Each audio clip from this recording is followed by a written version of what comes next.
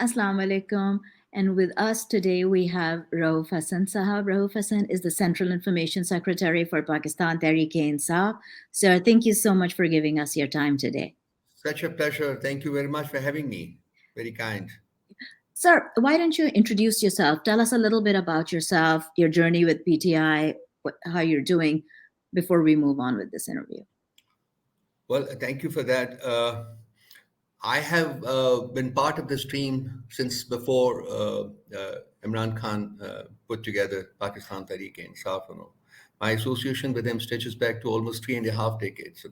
I've known him as a human being. I've known him as a politician. I've known him as a leader, and I've known him as a visionary, an idea man, basically. Who has thought of doing good to this country and to the people who live here, unfortunately, under appalling circumstances, which are getting worse with the passage of time.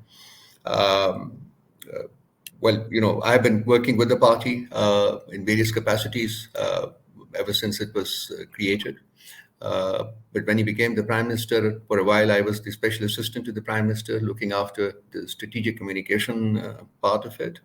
And I'm now been given the charge of Secretary Information, and I'm trying to do my best.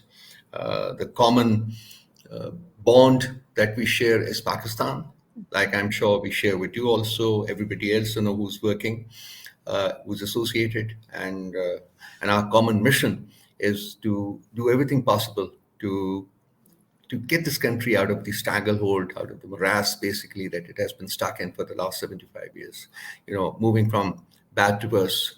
I never thought that this would be the fate of my country. I've lived here for all the years that I've been in this world, and I still don't intend to leave. Though there are many people who say, "What are you doing here?" But I think more the circumstances become challenging, the more is the will to tackle them rather than running away, rather than moving away. So in a few words, that's me. I share his dream, I share his vision, I'm with him, and I will do anything that will help my country. And we're indebted to you, sir. It's a pleasure. Thank you. So, moving on to our the current situation in Pakistan, we feel like we had been hearing that the assemblies would dissolve perhaps after the budget was passed, and then there would be elections. From what it looks like, that what they're trying to do is to disband the party, ban the party, definitely in any case remove Imran Khan, from the picture, either have him jailed, in what, or just disqualified, or however, just kind of to give what they call a level playing field for a criminal, an absconding criminal.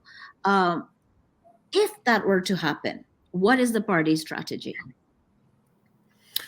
Well, let me just go back a little. What is the strategy that they pursued or they have pursued since dismantling Imran Khan's government? It was a three-pronged strategy. It has been actually a three-pronged strategy. First, they tried to eliminate him politically, neutralize him politically. They were not able to do it. Not only that, Khan's ratings, went up. And out of the 37 by-elections which were held, we won 30. So that was a landslide. So they tried, and tried. Unfortunately, they were not. Fortunately for the country, and unfortunately for them, they were not able to do it. The second prong of the strategy was to eliminate him physically. There was an assassination attempt. Now we understand that there were more, which were either aborted or they did not succeed. So that was the second prong of the strategy. The third is what we are undergoing now, which is trying to get Khan implicated in some kind of cases, like this May 9 thing, and have him disqualified from taking part in the elections, and have the party also kind of, disqualified. More stress is on the former, which is on the person of the prime minister, on the person of Imran Khan.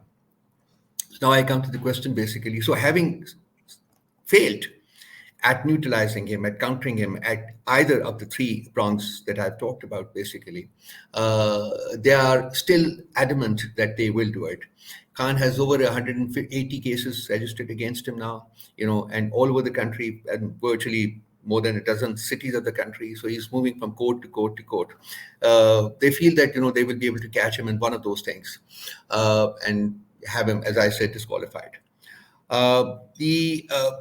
The problem for them, as which I have actually cited in a number of my interactions with the media, is that it's him and his person that controls the people of the country. Mm. It's him and his person, people respect and regard and their faith in. So even if he's disqualified, that will possibly increase his popularity rather than decrease his popularity. And this is exactly what we witnessed in the last 2 months. Ever since May 9, there has been a reaction by people, and his ratings, which were around 65 or so around that time, have now shot up to almost 80%. So, the more they try to suppress him, the more they try to corner him, the more they try to neutralize him, the more people respond in his favor. So that phenomenon possibly is going to continue.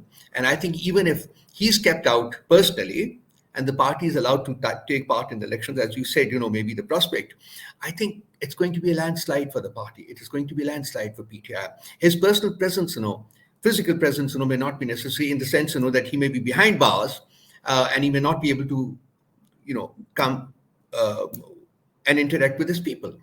And yet I strongly feel that it will not make a difference. It will not make an iota of difference, to his performance at the hustings. I feel that it's a landslide, and it's a landslide either way. If he's there, fine. If he's not there, even then it's going to be a landslide for him. And this is, in fact, what haunts the opposition, what the people in the government at this moment in time, because, like you talked about, the level playing field, and level playing field for them is to create conditions, for a convict and absconder, so that he can become the prime minister again. And that, I think, will remain a dream with them. I don't think there's any possibility. If, however, they stretch things, beyond a certain point, I have always talked about the prospect of violence breaking out on the streets. And I hope and pray that it does not happen. A bit of it happened on May 9, and we are still suffering the consequences of that. I don't think Khan has ever preached violence. Always, whenever he has spoken to his people, he has talked about peaceful demonstrations, peaceful right to protest, peaceful right to voice our feelings. But whatever happened on May 9 is not what should be replicated. Absolutely. Consequently, a rational approach, a sane approach is expected from both sides. Like, while we are on course, we say that we want to move into elections, free, fair, and transparent elections. I think it's the people in government; they should pay heed to that, and they should not cross the limits, so as to provoke people into any bit of violence. Actually, I love that you mentioned the free and fair election, and those of us who have been monitoring, who've been the victims of this, I would call us the victims of this government. We all know that the elections, if and when they happen, will not be free and fair. We do expect some pre-poll rigging, the post-poll rigging, the during the polls, just like the RES machines breaking down like in 2018 and that kind of stuff. As a party, have we thought about involving or talking about trying to involve impartial, maybe foreign election monitors to come, like from the United Nations or European Union or somewhere, to come and monitor the elections? Well, there was a statement made by the European Union about a week ago, in which they said, we usually receive an invitation from the Election Commission of Pakistan and the government of Pakistan 3 months in advance of holding of any election. They said we have not received any invitation yet. And they said, that it may not be possible for us any longer to send our observers group. And they said we may be able to send a small delegation, but for that also they said we need to seek permissions from the relevant quarters, and he said, that there are going to be difficulties. So the government's intentions are very clear. Obviously, you see, they do not want elections to be observed because they have intentions, which will not be justified by these observers. For us to make an effort to involve these people, of course we can do it, and I think we will. But I think this is going to become a legal matter if elections are rigged, which we are sure they will be. Even the by-elections that I've talked about that PTI swept, I think they were also rigged. They had they had said, that PTI would not have a margin of more than 10,000 votes. So they had made accommodation for that, But, even then, we won by 20, 30, 35, 40,000 votes margin. So the majority, PTI majority, is absolutely massive, and I think it has increased with the passage of time. So rigging the elections, first of all, is going to be difficult, but you must have read about the 73 amendments, which they want to make in the Election Act 2017. We're still looking at it, and we're seeing exactly what is the intent. The intent is, of course, very clear, that they want to manipulate rules, regulations, procedures, everything to rig the elections. So we're looking at these latest set of amendments that they want to make to the Election Act 2017. It's, as I said, 73 in number. And we will see what we can do, because we don't have a presence in the National Assembly. We have a presence in the Senate, so we will try to voice it from the floor of the Senate. But they have a majority in the sense that there is virtually no opposition, so they'll be able to push through these amendments. In case they're able to do that, which they will, I think, then it becomes a legal matter. We can take them to a court of law. But unfortunately, like we have seen in the last few months, judiciary possibly has also wilted under pressure, and we don't expect much, from that pillar of the state also. So it's a battle. It's a raging battle, basically, and I think this battle is going to go on. But then there are post-election options, that any party has, which of course we will make full use of. We will definitely not let any option go untried. But when the mindset has been corrupted to a point, when they're determined, when all pillars of the state are together, are united in doing something, which is not guaranteed, which is not sort of allowed by the Constitution and the rule of law and the justice system, etc. I think there are limited responses, that any political party can come up with. Even in the last election, for example, we had issues, but we went to the relevant fora, and all those fora, they refused to listen to our plea, and in the process, time passed, and here is the time for the next election. So it's a sad situation, Saman. It's a very difficult situation, and it's a very sad situation. When pillars of the state, when institutions of the state are liquidated. And this is, in fact, what all criminal rulers do before doing anything else. Because you see, if the institutions remain functional, if they remain transparent, if they remain, if they continue working according to the diktats contained in the Constitution, then there is little that the government can do in terms of hijacking the system. But unfortunately, here there has been a willful attempt to liquidate the institutions, and they have succeeded in doing it, including the judiciary. Consequently, there is little option, or the few options, that PTI or any other political party may have. But we shall try all of them. We will not let any option go, squandered. Absolutely, thank you. And once again, you've led me right into my my final question, actually, of the night. We're talking about the system, a system that has been systematically broken, a country that has its institutions like in the hands of these two extremely powerful, extremely corrupt two families. It's like, it's almost like termite that's just gone right into the very pillars of what our country is, be it the bureaucracy, be it law enforcement, whatever it may be. Inshallah, Khan Saab will come back into power. Our fight is against the entire corrupt system. Our fight is for justice to prevail, for law and order to be the same for everybody. But on the other hand, our economy is a mess. It's like complete, like name one thing in the country that's actually working the way it should be, and we'd be, I think, hard pressed to do that. Where do you think Khan Sahab and you guys, your team's priorities are going to lie once, inshallah, you're back in power? I mean, what is it that when you have an election manifesto, what would we be looking at? Saman, it's $1 million question. I wish I had easy answers to it, but it's a long haul. It's a massive challenge. The system in this country has not delivered, of course, but that is only one side of the story. The better side of the story, the system has been corrupted to a point where it stinks. And Khan Sahib has very stated clearly on a number of occasions that I shall not take over unless I have a decisive mandate, which means a two-third majority. And Yes. why does he say that? He says that because he wants to completely overhaul the system. It's not a question of a cancer patient cannot be administered or cured with Panadols or Disprins. A cancer patient has to go through a massive. I'm speaking from personal experience. I'm a cancer survivor, so I know exactly what I went through for a period of 4 years to be still there. Uh, yes, this country has cancerous problems, and the system has to be completely overhauled.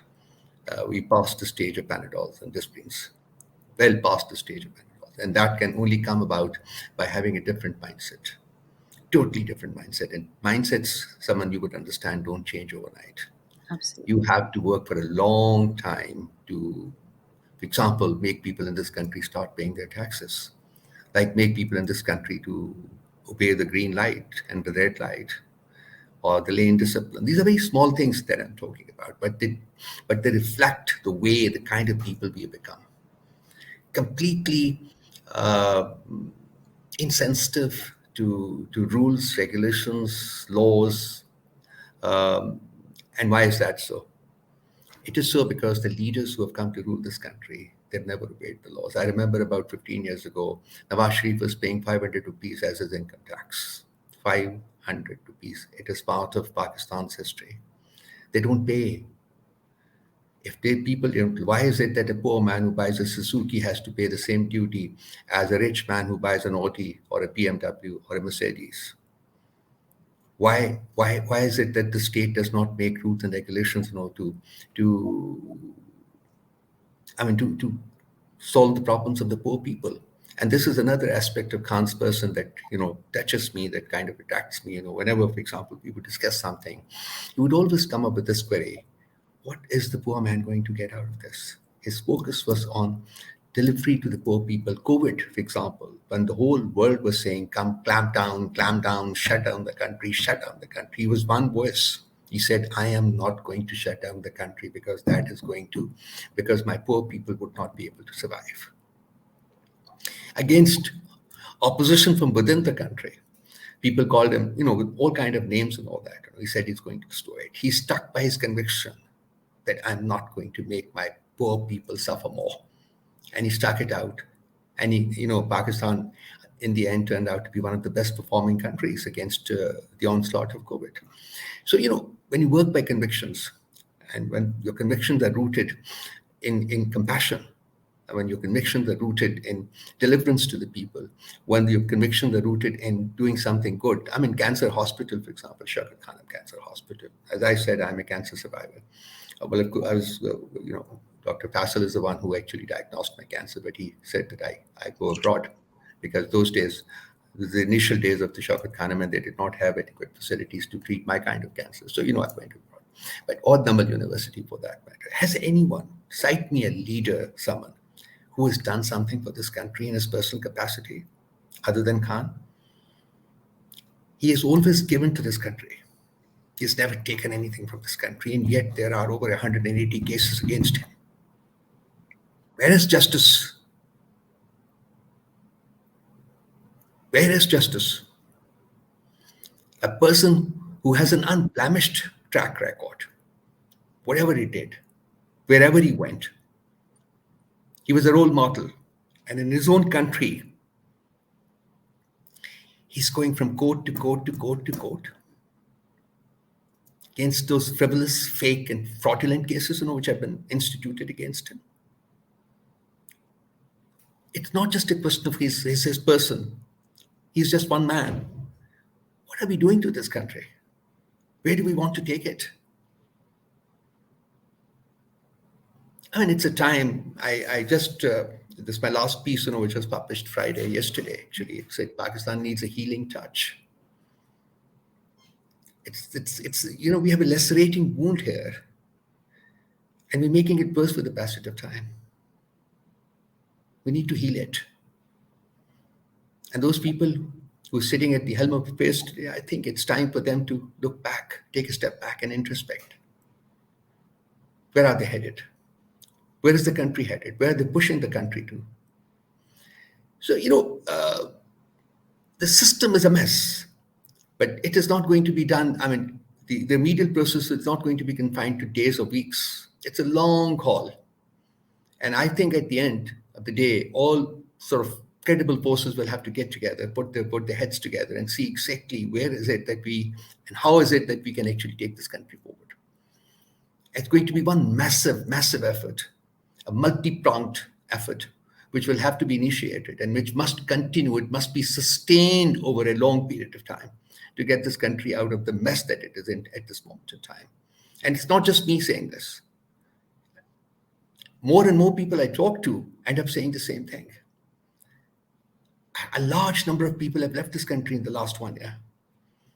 There was a brain drain back in the 70s. There's another brain drain, which is occurring now as we talk. When you eliminate the middle class, what happens? The leadership goes out. My children don't want to stay here, which is the fate. I mean, which is the case with so many of my friends and their families. They don't want to stay here. People who wanted to come back after education, they are not willing to come back.